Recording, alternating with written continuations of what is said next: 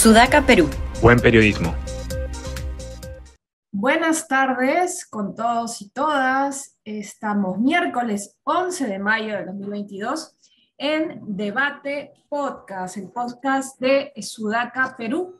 Y como siempre me acompañan Josefina Tausen y Carlos León Moya. ¿Qué tal, chicos? ¿Cómo están? Hola, ¿qué tal? ¿Qué tal? ¿Cómo les va? Bueno, el día de hoy pues creo que son dos las noticias más importantes. Primero que, como continuando lo que hablamos ayer, fueron finalmente electos por mayoría de votos en el Congreso los 6 magistrados del Tribunal Constitucional que van a reemplazar a los 6 que ya tenían vencido su mandato. Y como lo veíamos venir el día de ayer, pues se consiguieron los votos para elegir a los 6. Y vamos a comentar un poco las implicancias de eso. Y la otra noticia, digamos, bomba, entre comillas, del día, es que Samir Villaverde, en una audiencia en la Comisión de Fiscalización del Congreso, dijo literalmente: vengo a hacer una denuncia en calidad de empresario al presidente Pedro Castillo y a quien hago responsable de lo que pueda pasar a mi vida. Y pues la supuesta denuncia, la información que tendría, estaría relacionada a las elecciones, a las últimas elecciones, y alude a vínculos y coordinaciones con el Jurado Nacional de Elecciones que habrían llevado a cabo el tan mencionado fraude por algunos, ¿no? Vamos a ver qué tanto asidero tiene. Al final quien cuenta los votos no es el jurado, es la OMPE. Vamos a ver si es simplemente un manotazo de ahogado, pues porque ya se ve totalmente hundido en la corrupción de la que se le acusa, o puede haber algo de cierto en esto. Chicos, creo que empezamos por los magistrados del Tribunal Constitucional.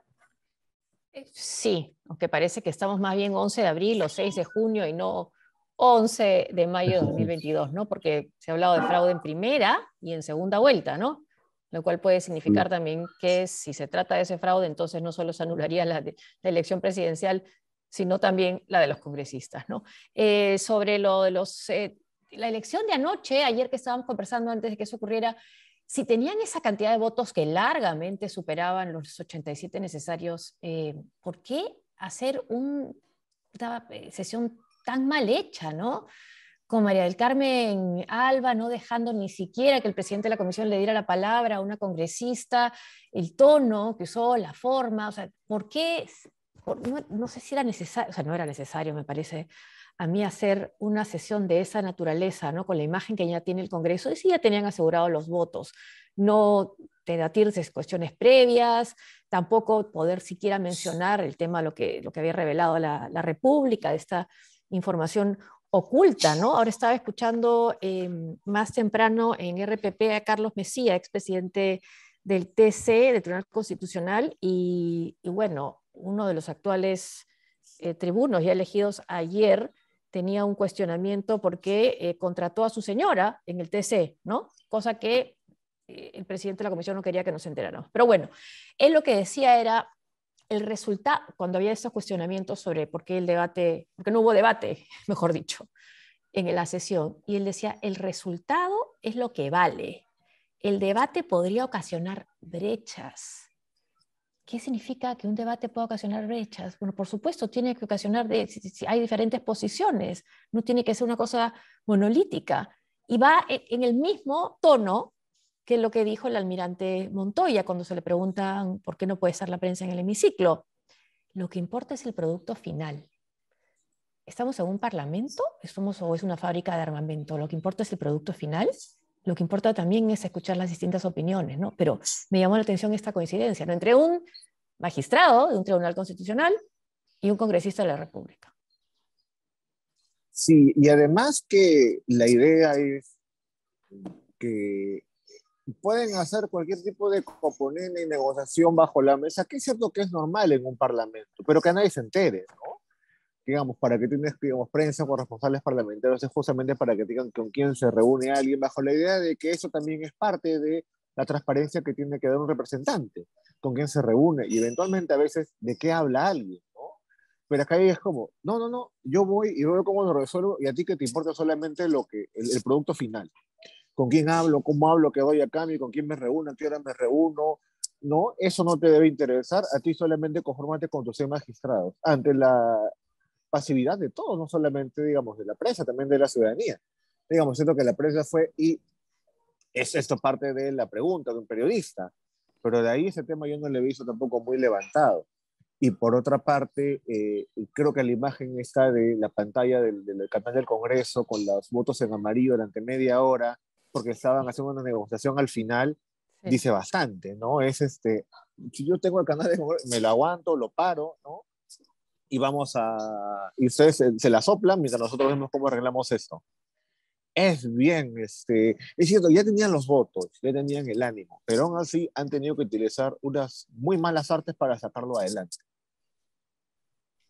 Sí, y yo creo que el trasfondo allí es que si bien el proceso de selección de los magistrados ha sido largo, no ha sido cubierto por la gran prensa, ¿no? Yo creo que han sido los medios más alternativos, por decirlo de alguna manera, los que han cubierto los antecedentes, los sesgos que tenían los candidatos y en las ocasiones donde esto iba a ser conocido por la, digamos, gran prensa, como en la República al pedir los informes de Contraloría, como en los medios televisivos con el debate en el Pleno, eso es lo que se ha tratado de bloquear, ¿no? Y por eso también está amarrado con que no dejan entrar a los periodistas al hemiciclo.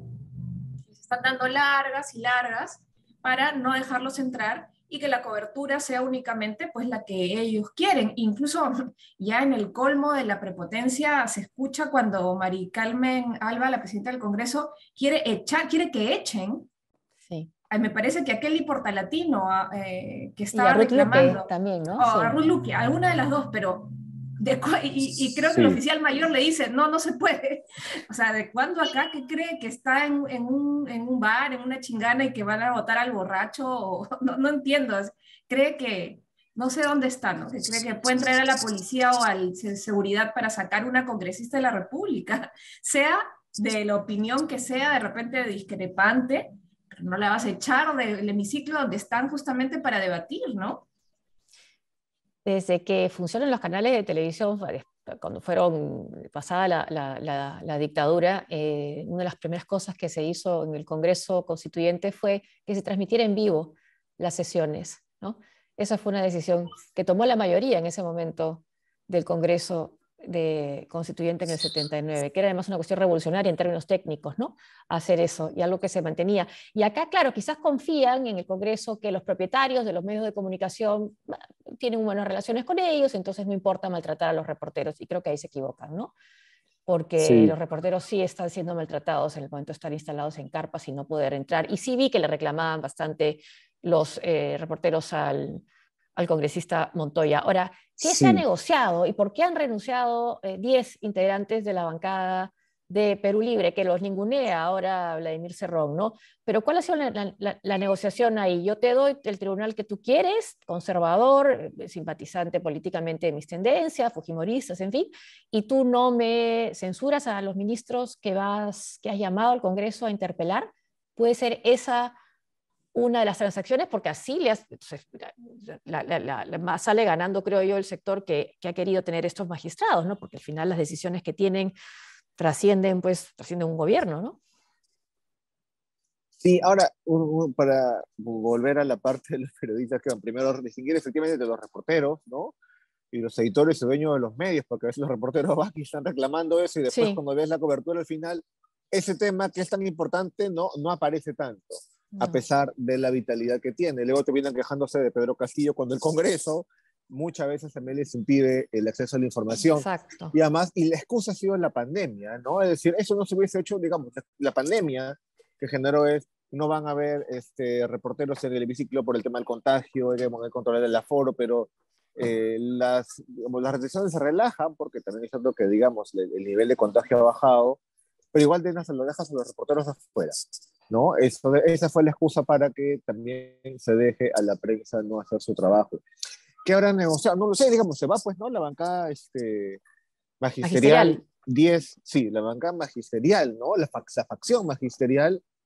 Yo tampoco entiendo muy bien cómo ocurrió esto. Era predecible que esto fuese a ocurrir, hay que esperar efectivamente que ocurra para dar un paso al costado. ¿Cuál es la posición del presidente Castillo al respecto? Tampoco la sé, no ha hecho nada. ¿Cuál es la posición de Aníbal Torres? Tampoco la sé. Vi ahí a Anaí Durán vociferar y pedir una constitución nuevamente, digamos que era su cuarta vez de la semana, lo cual, pero digamos, pero no entiendo porque el Ejecutivo como tal no ha dicho nada. Son sus aliados o el oficialismo congresal el que ha hecho ese tipo de cosas.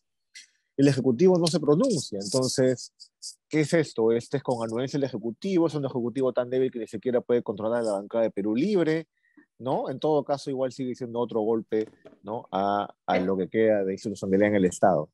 Pero ojo que mostraron las cartas de renuncia de algunos de los miembros del ala magisterial, bueno, ex ala magisterial de Perú Libre, y estaban fechadas antes. Antes, sí. Claro, 3, 4, 5 de mayo, siendo que recién han entrado a mesa de partes. Es decir, el cisma, al parecer, no es que haya sido la elección de los magistrados del Tribunal Constitucional, sino malestares que vienen desde mucho antes y creo que han trascendido, ¿no? Donde no los tienen en cuenta para las coordinaciones, son ninguneados, miren lo que le pasó a nuestro amigo Pasión. Yo creo que es un poco eso, porque a mí en el fondo me parece que no, a Perú Libre, e incluso a algunos de la facción magisterial, no es que le molesten estos magistrados, ¿no? Por ahí deben tener alguna reticencia con justamente ese par de magistrados, Monteagudo y Ochoa, que son los más aptos, creo yo, para estar en el tribunal, pero que tienen una posición, digamos, seguramente en lo económico más para ellos neoliberal, ¿no? Pero en cuanto a las posiciones conservadoras y los presuntos actos antiéticos o de corrupción, no creo que le genere malestar. O sea, han defendido cosas más indefendibles en funcionarios de este gobierno, no los veo muy incómodos, así que yo creo que debe venir por otro lado la incomodidad y si han negociado algo, no sé qué tan bien les ha salido, teniendo en cuenta justo el otro tema que vamos a tocar hoy, que son las declaraciones de Samir Villaverde, que justo se dan luego de la elección de los magistrados, que era uno de los principales objetivos del Congreso y de la gestión de María del Carmen Alba, que no se puede negar que después de tantos años elegir a 6 magistrados es un logro para su gestión, no para los ciudadanos necesariamente, pero para su gestión, ¿no? Y este señor, de la nada, desde la prisión, como dice la canción, te hablo desde la prisión, y como siempre, los corruptos, delincuentes, son los que llevan los destinos, lamentablemente, del país, dice que va a contar cómo el señor Pedro Castillo logró ganar las elecciones presidenciales, quién planificó al más alto nivel este trabajo con el Jurado Nacional de Elecciones, mellando así la democracia y perjudicando específicamente, señala, al señor López Aliaga y a Keiko Fujimori manipulando la voluntad popular. Bueno, volviendo solo un momentito a lo de la bancada magisterial, claro, pues allá habían renuncias previas, ¿no? Pero una de las congresistas que sale, Francis Yasmina Paredes Castro, es quien había presentado una moción de orden del día quejándose porque no iba a haber un debate previo en la decisión, en la votación por los magistrados para el Tribunal Constitucional, algo que, como vimos, no fue tomado en cuenta, ¿no? Entonces sí, pueden haber habido cuestiones anteriores, pero de esto dicho ya, pues ya fue lo que vieron, ahí se dieron cuenta que no, su voto no contaba o sus mociones no contaban, ¿no? Sobre lo de Samir Villaverde, sí, he estado escuchando al presidente de la Comisión de Fiscalización en su salida de la cárcel y él relata que el señor Villaverde ha dicho que había un equipo técnico que sesionaba en el departamento de Surco y que favoreció a Pedro Castillo para que gane en primera y en segunda vuelta. Y esto en coordinación con el presidente del Jurado Nacional de Elecciones. Lo de la primera vuelta sí es, francamente, algo nuevo, ¿no? Es más la declaración de una persona que está ya, ¿no? Que sabe que se le viene el huaico, está con, ayer no, sí, es con prisión preventiva, y me da más esa impresión, ¿no? Esa persona, el típico caso, la persona que ya está en las últimas, está muy rodeado y entonces empieza a lanzar manotazos de ahogado como una rata que se resiste a morir, ¿no? Y intenta saltar a la manera que puede, porque claro, la acusación de fraude que sabe que le da, ¿no? La yema al gusto a la oposición, bueno, la puede utilizar, pero fraude en primera vuelta. Uno, un partido como Perú Libre que ni siquiera podía organizar personeros en la segunda, que se ha infiltrado en el jurado para ganar la primera vuelta, es, ¿no? Más la declaración de alguien que se quiere salvar a como el lugar, me parece. Luego el tema es que lo pruebe, no sabes que no tenga cómo, ¿no? Pero ya generó los titulares, ¿no? Y claro, digamos, lo más probable es que vayamos a ver el día o el día de mañana lo vayamos a ver en las portadas. El Tribunal Constitucional nuevamente va a pasar a un segundo plano. Sí, lo que ya, yo también creo que es una acusación totalmente tirada de los pelos, pero bueno, vamos a ver qué pruebas aporta. Ahí vi una noticia en la que su abogado señala que tiene 8 horas de grabaciones que pudieran ser aportadas. Vamos a ver qué es lo que aporta, pero eh, sí, me parece, o sea, en la primera vuelta no tiene ningún sentido. La segunda vuelta, bueno, habrá que ver, yo lo dudo, pero vamos a ver qué muestra. El tema es que este tipo de acusaciones muchas veces bastan para una vacancia, ya lo vimos con Vizcarra, ¿no? O sea, no importa si se llegan a verificar los hechos o no, importa la cantidad de titulares que tienes para sustentar tu voto a favor de la vacancia en el Congreso, ¿no? Eso es lo peligroso en este tipo de casos, ¿no? Miren, el caso de Vizcarra sigue ahí. No sabemos hasta ahora si realmente recibió coimas cuando era presidente regional. Bueno, luego salió de lo de la vacuna y bueno, ya está, pero eh, mucho cuidado con esto, ¿no? Porque de repente era justo lo que estaban esperando o ya se ha coordinado con este señor Villaverde para hacer la camita, ¿no? A la vacancia. Y lo que tú mencionabas, ¿no? Quien cuenta los votos no es el Jurado Nacional de Elecciones, es la OMPE. Y por las declaraciones que he visto, no mencionan al señor Corbeto, no está mencionando permanentemente al doctor Salas Arenas, ¿no? Al presidente del Jurado Nacional de Elecciones. A él es que apuntan todas estas, bueno, estas declaraciones de Villaverde, ¿no?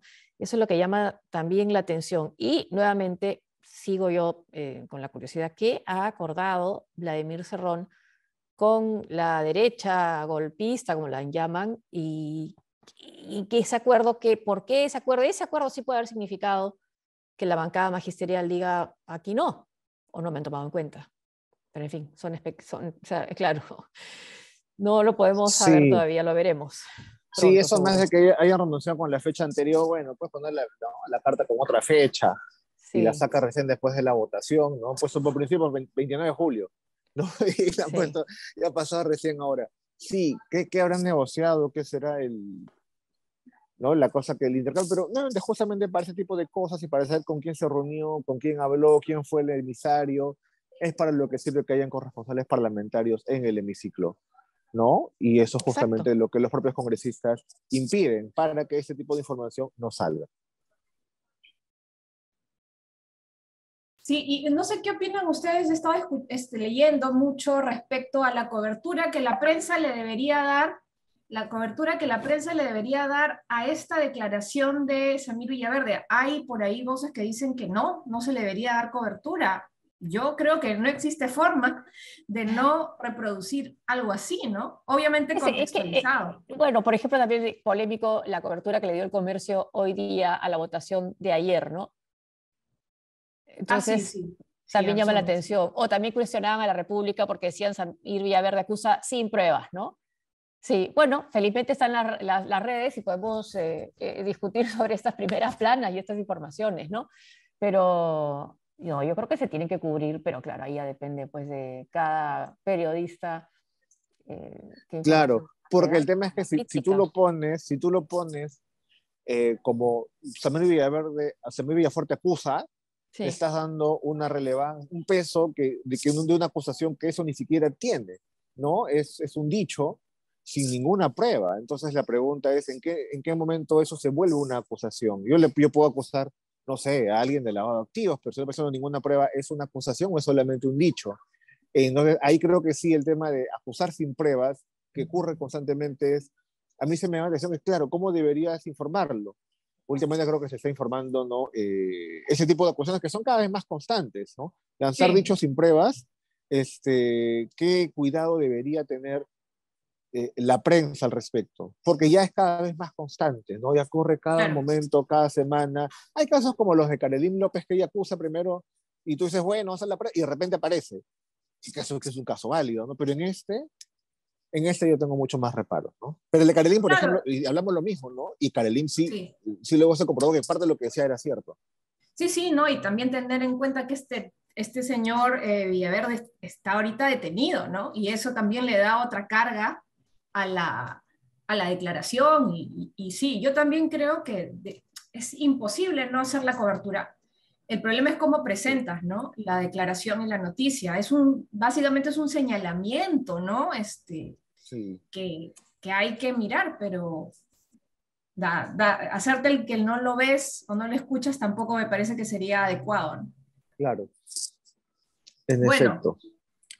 Sí, volamos en tiempo. no, se Nos fue. despedimos y mañana veremos pues cómo se desarrollan estas noticias, ¿no?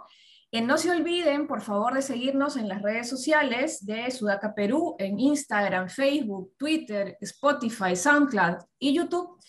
Y mañana nos volvemos a encontrar a la misma hora. Chao. Chao, muchas gracias, nos vemos.